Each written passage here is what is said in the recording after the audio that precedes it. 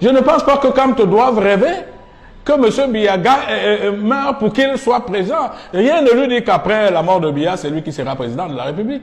Si M. Kamto veut être président de la République de ce pays va se détruire. J'ai fait ma sortie de ce jour pour dire à ces militants qui passent leur temps à insulter les gens, à être violents, ils insultent tout le monde, ils n'ont de respect pour personne. Et ils ont même qualifié Manu Dibango qui vient de mourir de Taliban, de Sardina. Ils insultent tout le monde, ils ont insulté le cardinal Toumi, ils insultent tout le monde, ils n'ont de respect pour personne. Si ce sont ces gars qui veulent gouverner ce pays, alors qu'ils sachent qu'ils vont nous trouver en route. Tous ces États où les chefs d'État ne se sont pas exprimés, il n'y a pas de président en Afrique du Sud.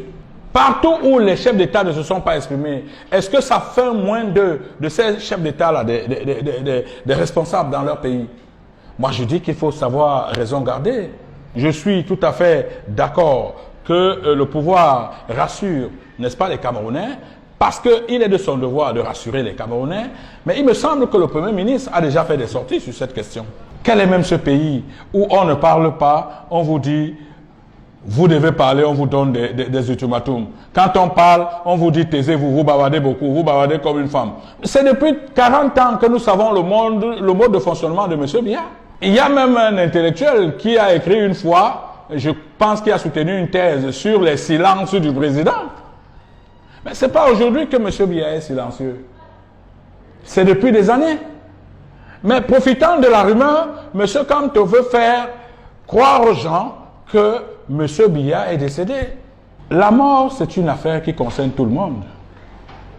Nous pouvons mourir avant ceux que nous croyons être morts. Il faut que les gens fassent très attention.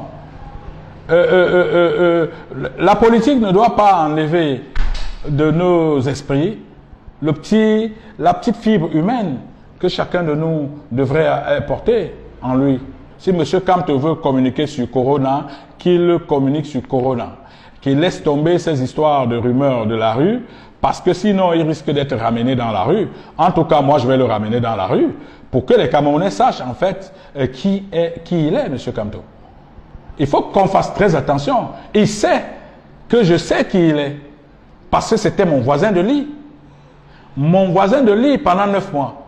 Il faut qu'il arrête cette affaire de hold-up. Quand il fait ses introductions, qu'il arrête ça, qu'il arrête ces histoires-là, parce que j'estime qu'il faut avancer. Et pour l'instant, ce qui nous menace, c'est la pandémie.